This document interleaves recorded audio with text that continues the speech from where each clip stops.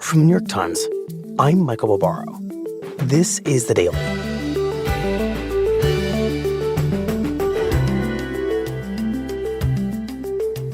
Last year, a historic legal settlement created sweeping new reforms that were supposed to lower the price of buying and selling a home across the country. But those reforms would cost realtors money. And so those realtors, it turns out, have found ways to evade the new reforms. My colleague, Debra Kamin, explains how they did it.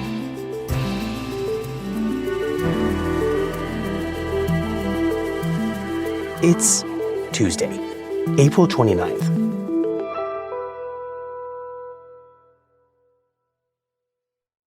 Debra? Michael, Welcome back to The Daily. it's nice to be here again. Good to see you. It's really nice to see your face In the flesh. in the flesh. So a year ago, as many listeners I hope will remember, you came on The Daily to describe this really bombshell legal settlement that was supposed to transform how homes are sold in the United States. And I want to start by having you remind us what that settlement was all about and why it was we felt wrongly, as it turns out, that this was going to be such a watershed moment. The expectations were sky high. The words that were being used by economists and analysts in the industry, earth-shattering, watershed, landmark, the greatest change for the real estate industry since the New Deal. Things that were really pinning hopes that this was going to shake up a stagnant housing market and offer real relief to consumers in the U.S. who desperately need it. And a lot of that was pinned to the idea that rules were going to be followed to the letter, and they were not. So here we are a year later, and things have shifted a tiny bit, but we're talking about a drizzle, not a watershed. Just take us back to the settlement. So to take you back to the settlement, we actually have to go back a little bit further to October of 2023, when the National Association of Realtors, which is the trade organization that really oversees the real estate industry, they are the largest trade group in the United States. They are hugely powerful. They have a ton of money and a really massive amount of power and influence because of their lobbying arm. Right, you described them as so powerful that they've trademarked the word real estate agent. The word realtor, yes. Yes, It is a sorry. trademark of NAR. So you can only use it if you are a member of this group. And they have a lot of members, 1.5 million. They have more members than there are houses for sale in the U.S. So we're talking a very big, very powerful group. They were sued by a group of home sellers in Missouri. The idea behind the lawsuit was that their rules had essentially fixed prices on real estate commissions, inflated them, and made it so that real estate commissions were higher than they should have been. They did not expect to lose this lawsuit, but they did lose this lawsuit. And a jury agreed that they were fixing prices on real estate commissions. Right, and I remember from our first conversation that price-fixing claim really revolves around the amount of money that you owe the agents that comes out of selling a house. Yeah, the dreaded 6%. It comes out of your pocket if you're selling.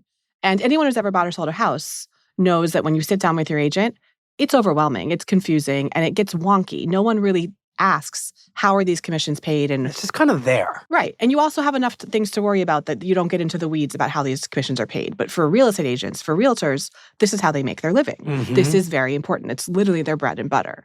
And this settlement was meant to shake up the system of how those commissions are determined and how they're paid.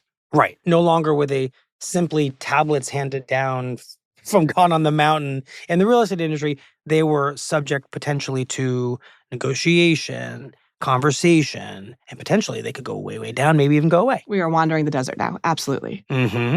Most importantly, it was meant to say, this is the way it's been done for a long time. The way it's been done has actually been anti-competitive. It's blocked competition. Now it's changed. Now home sellers can say, I want to pay X, I want to pay Y. It's up to you how much commission you want to pay. Right. And that brings us back to our superlatives, because if suddenly a 6% commission on a home sale might not be 6%, but might be 5 or 4 or 3 or whatever, then suddenly home prices might change. might go down. That is what economists predicted because commissions are actually baked into home sale prices. When you sit down with a realtor before you sell your home, and there's all this paperwork and all this mumbo jumbo, one thing you generally do is you have a conversation. This is how much commission you're going to pay me as your agent. So as a result, we're going to set the price for the home here so that when that commission is paid out, you still take home as much as you want. Mm-hmm. And if commissions go down, if you're only paying 5%, a 1% reduction in home prices across the board in the US is a massive dent in the housing market that actually really should open things up for a housing market that is so tight and so restrictive for so many buyers. Right. So we were really optimistic that it was going to change things. So let's talk about the big and then moment in this story of why all this promised superlative change has not come to pass. I call it the great real estate workaround. Very intriguing. Thank you. Explain. The settlement was designed to take away these conversations that agents were having about commissions. These conversations were happening over these channels, these databases. They're called MLSs, multiple listing sites. Right. These are online portals used by real estate agents to basically list a house. Exactly. It's Put it where up for sale. home listings live on the internet. And if you're an agent and you're working with a buyer and you're looking for houses, you go to the MLS to see what houses are for sale. Mhm. But each listing has information on it, the address, the square feet, etc. It also used to have a commission amount. This is probably the place where we need to remind everyone that commissions tend to be split, right, between the agent for the buyer and the agent for the seller. Yes, almost universally, Even though it comes out of the seller's pocket. the seller pays the commission to their agent, and that agent for the sellers then splits that commission with the buyer's agent. Right. That's how it has been done for a long time. And MLS just kind of laid it all out. Yes, and the key focus of this settlement was that should be no more. Moving forward post-settlement, the rules said that sellers pay their own agents, buyers pay their own agents. If you work with a real estate agent, it's up to you to pay them. That was what was supposed to happen, which Mhm. should have brought a lot more competition and negotiation into the marketplace. What workaround could work around that? Well, the settlement was very specific in its language, that these conversations about splitting commissions could not happen on these databases. So the real estate community was like, okay, we'll just move these conversations elsewhere. It never said we can't have them at all. And I don't mean this is happening in secret. Hello, my name is Kevin Sears, and I am the 2024 president of the National Association of Realtors. Today, I'd like to touch on a couple of things. Just a few days after the settlement, Now, in the settlement, there are a couple of key pieces. One is financial, the other is rules. Now, let's talk about the rules, and there's two in the particular. president of NAR made a video that went out to every realtor in the group. Please hear me clearly. You will still be able to offer compensation to a buyer broker. It just cannot be conveyed on the MLS. That said, to move these conversations. And if there's one thing I know about members, they will figure out how to efficiently communicate the information to see if there will be any cooperating compensation. That video was backed up by NAR's head of legal, who has doubled down on the idea that in the settlement, the language says these conversations are banned only on the MLS. So just know that we're doing everything we can to continue to advocate for your ability to help buyers, sellers, tenants, and landlords all across our great country.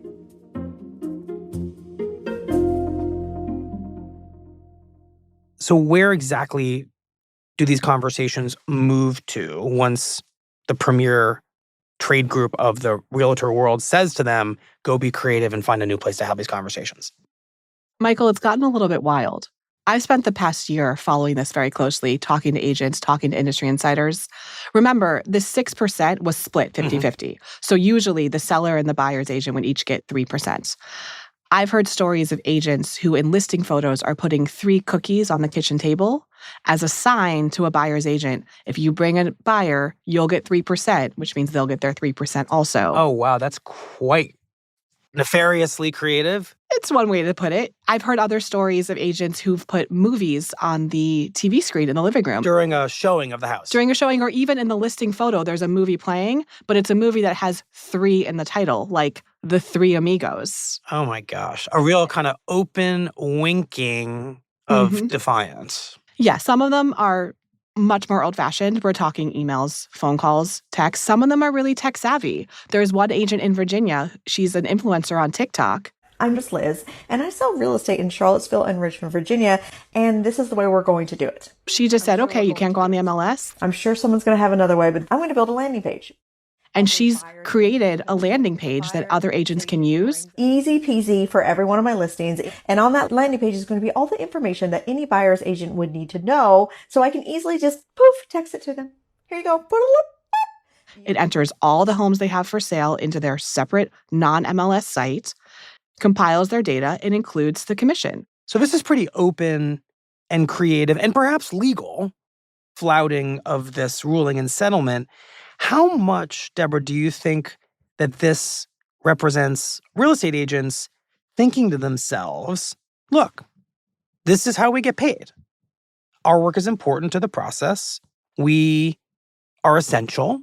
And many people will tell you that they're, especially on the seller side, broker, work their tush off, increase the value of their home. Maybe not everyone.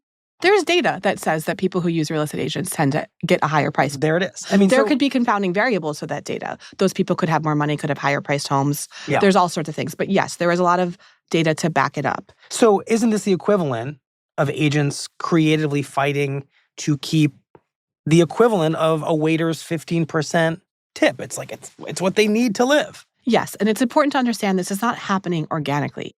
In many, many ways, real estate agents are just doing what they've been told by the National Association of Realtors to survive in an industry that is cutthroat. Again, we're talking more agents than listings. There are not enough houses to go around, and agents do not work for companies. They're independent contractors. They pay their own taxes. They split their commissions with their brokerages. For the people on the ground, this really is a life or death moment for their career. Mm-hmm. So they feel we're being told we should have the conversations elsewhere. And so they are. Why would they not, right? It's their job.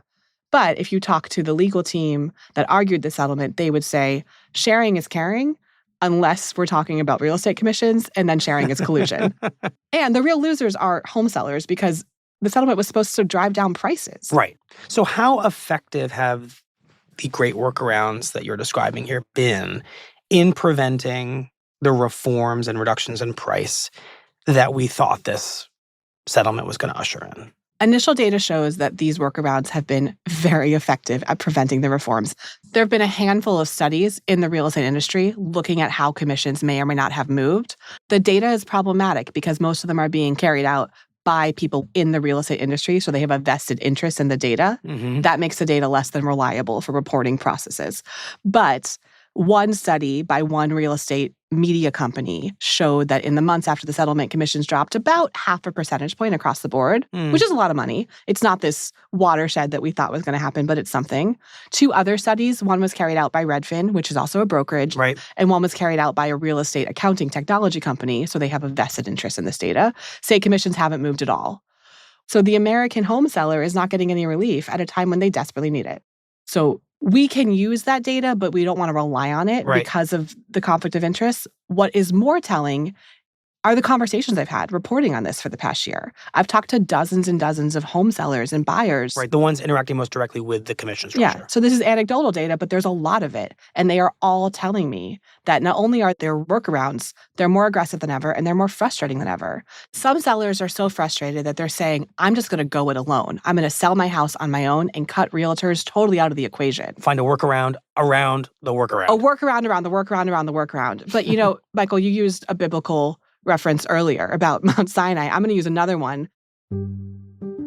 We're really in a David versus Goliath sort of situation where you have these individual sellers who want to sell their very valuable asset and an entire industry of realtors who are very committed to maintaining the status quo, mobilizing together to fight them every step of the way and make it extremely difficult to work around the system. We'll be right back.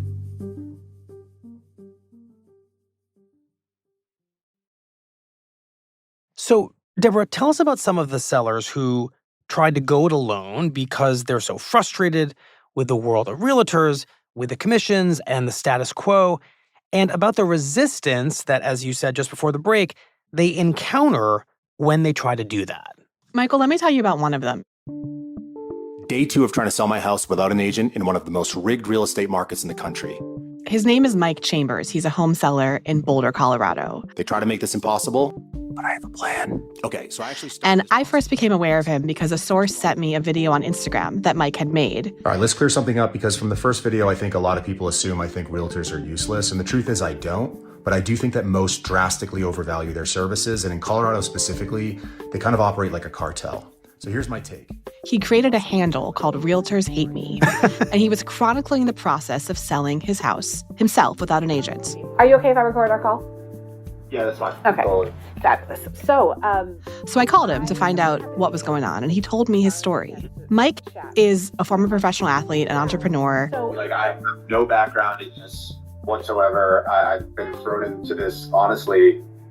I didn't really think too much about the real estate industry until about 4 weeks ago when I decided that I wanted to list my house myself.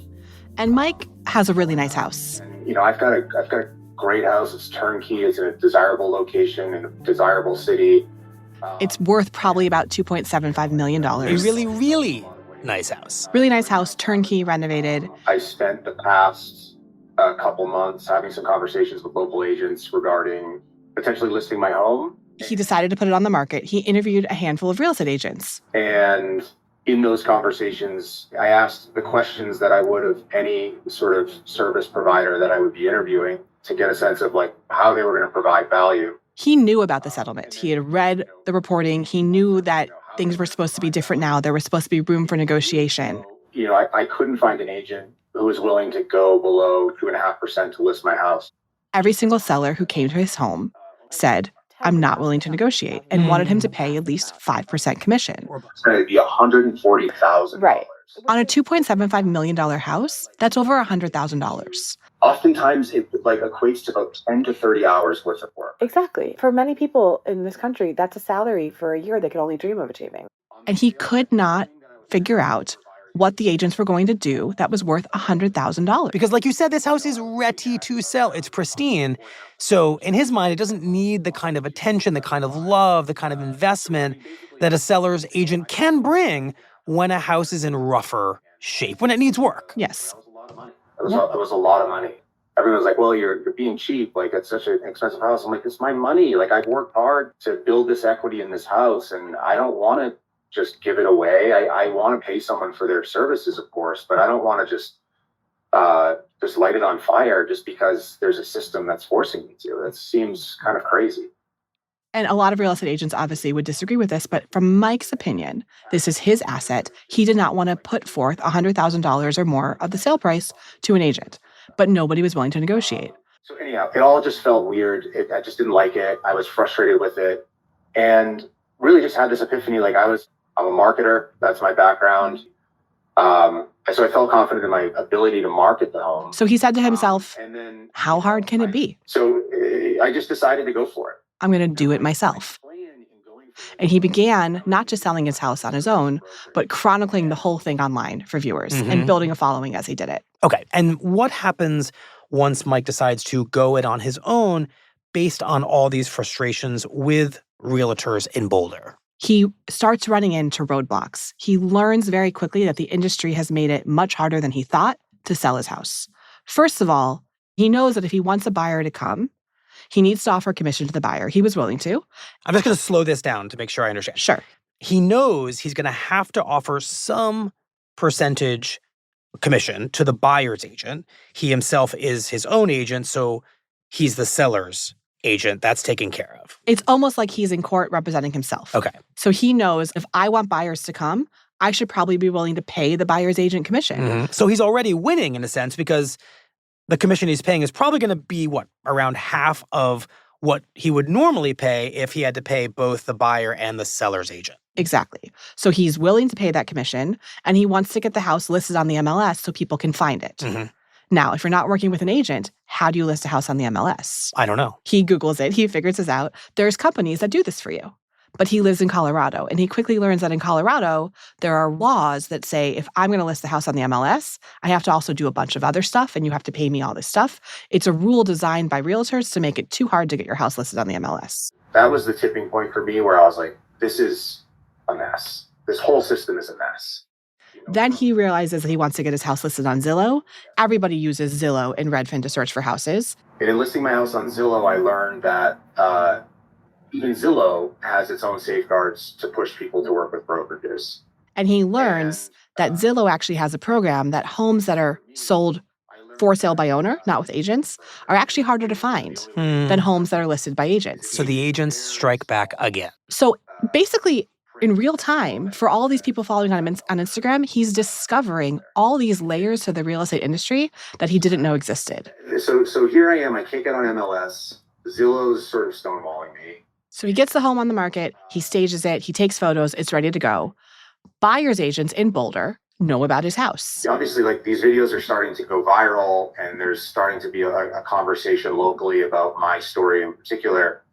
And I start to hear some weird stuff. And one day, one of them gives him a call and says, something's happening that you need to know about. Agents representing buyers at my company are talking to each other in text and in person, saying, we're not going to sell this guy's house because he's not playing by the rules. So agents who might represent potential buyers who would love to have a $2.7 million turnkey house in Boulder are saying, we are not going to take our potential buyers to this house. We're going to boycott it. There's a word for this in real estate. It's called steering.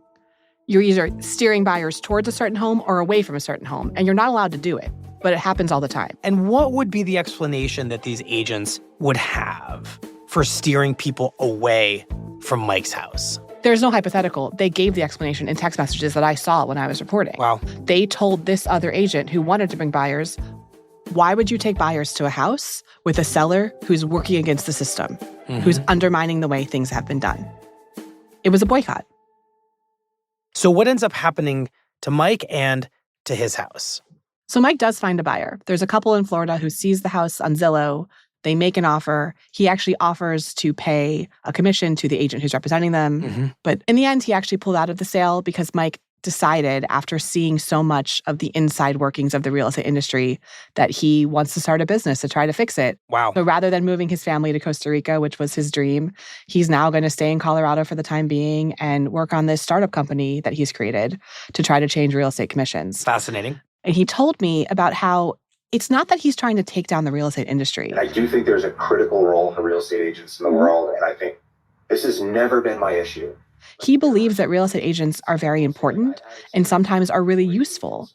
Just allow me to act in my own best interest. And through this experience so far, it's felt like quite the opposite. His message, though, which has been echoed by many other people I've spoken to in my reporting, is that you should be able to determine how much you want to pay for that service. And the industry is not allowing those conversations to come to the surface. Sounds good. All right. Great to meet you. Bye. You too. Bye. Right, because everything you found and he found is that one way or another, agents are still operating to a real degree in the shadows as they try to ensure that the commission structure that is supposed to be negotiable is actually not all that negotiable. If you talk to economists and analysts in the industry, they will say the settlement was a massive breakthrough moment. If you talk to agents, many of them will say the settlement changed nothing. There is a huge gap in understanding. And in the middle are agents on the ground just trying to make money and home sellers and buyers just trying to navigate the process. There's no clear communication here about how it's supposed to work. So surely the government, regulators, know what you know. Maybe that's asking too much. Well, they read us. They do. Right. They know what you know based on your reporting, and they would seem to have a real interest in enforcing the original settlement in as broad a way as possible, right? So is that happening?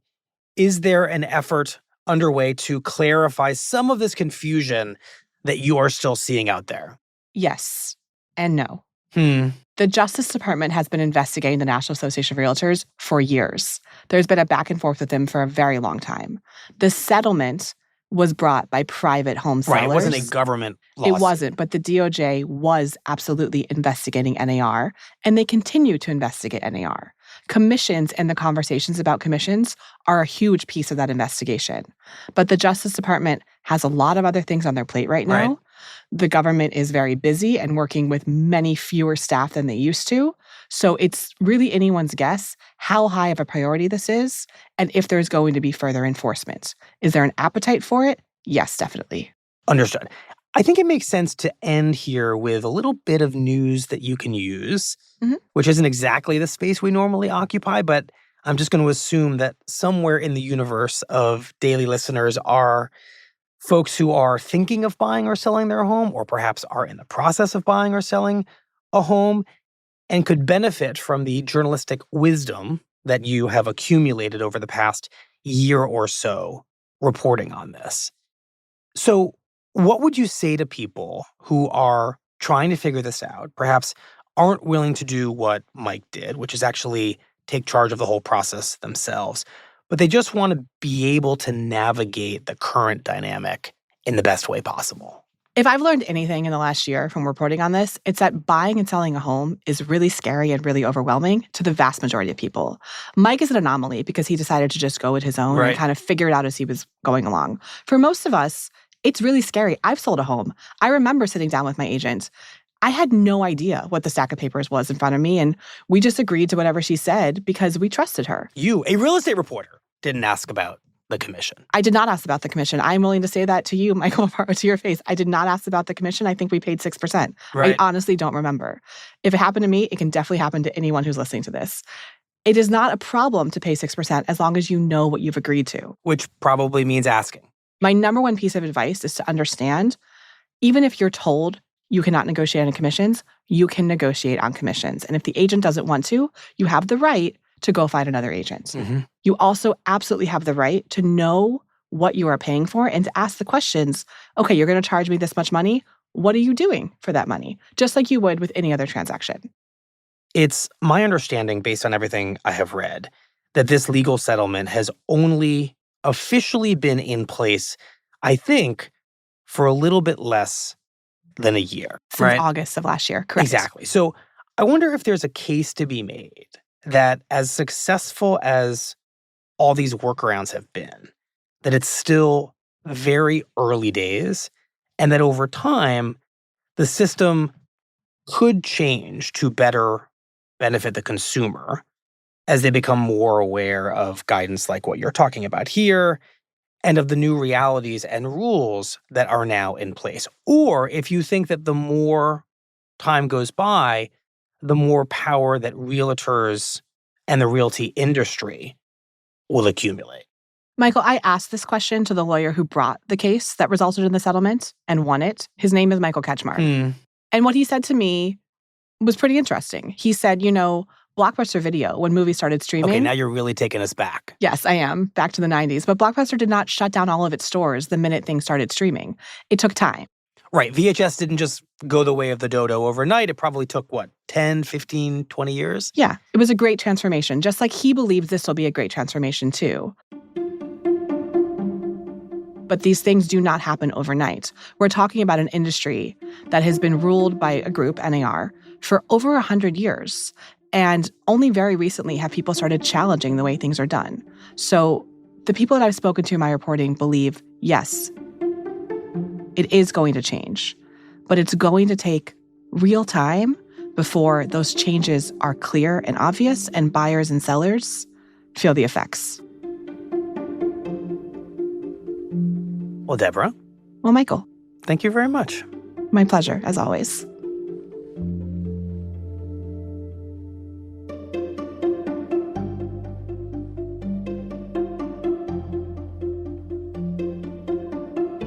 We'll be right back.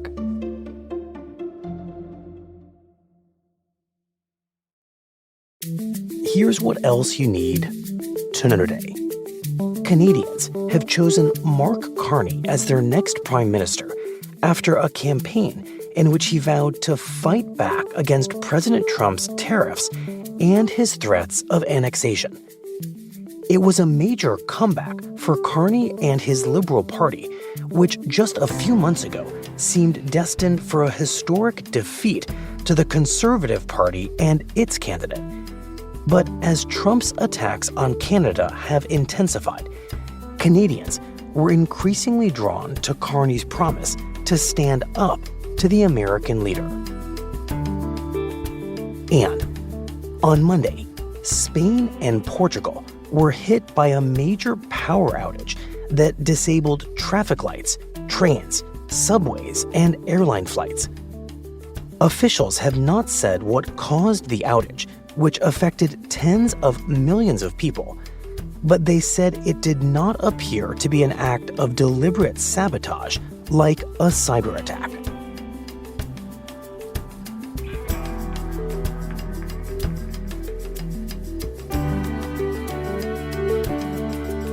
Today's episode was produced by Mooj Zadie, Rochelle Banja, Olivia Nat, and Diana Wynn. It was edited by Liz O'Balin, contains original music by Pat McCusker, Diane Wong, and Dan Powell, and was engineered by Alyssa Moxley. Our theme music is by Jim Brunberg and Ben Lansford of Wonderly. Special thanks to Nick Pittman.